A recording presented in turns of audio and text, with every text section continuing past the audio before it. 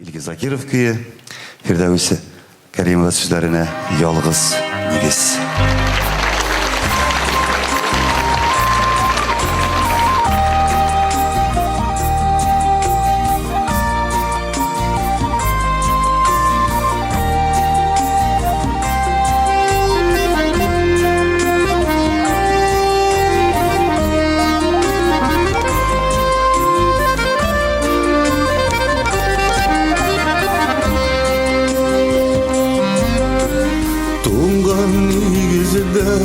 Şemine Kumil sağışım Başlarımda mümde bir uy İye koydu barışım İşi kopkalarının Oşam kız yaşım bile Kirem bala şaklayga Biravda kütmik bilem İşi kopkalarının bigim Oşam kız yaşım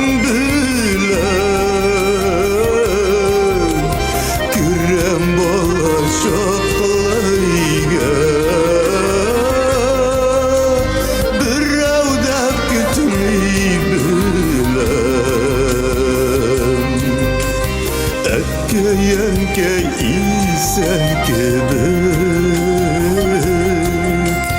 İşitile sözleri Vakıtlı şanigiz taşlap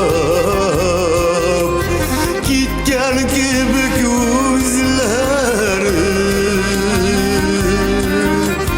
Deşerler kuktun aşkına Qaytığız kütürmegiz Biz ömür iken nigizge Kışıttan üstürmegiz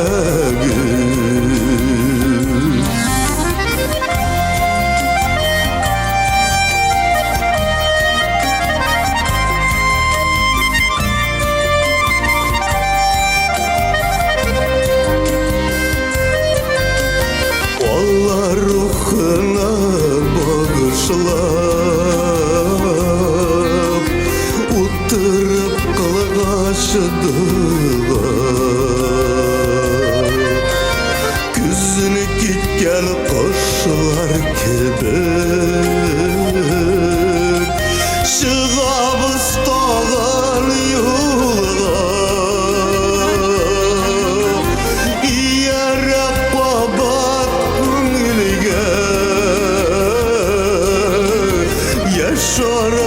Yaşaralaşmın sağır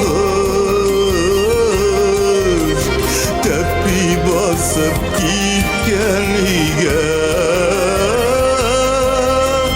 Bikleme yolunu yazmış Yerek babat kunilge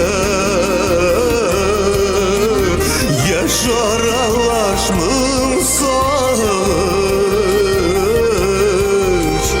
Tepi basıp gitken ige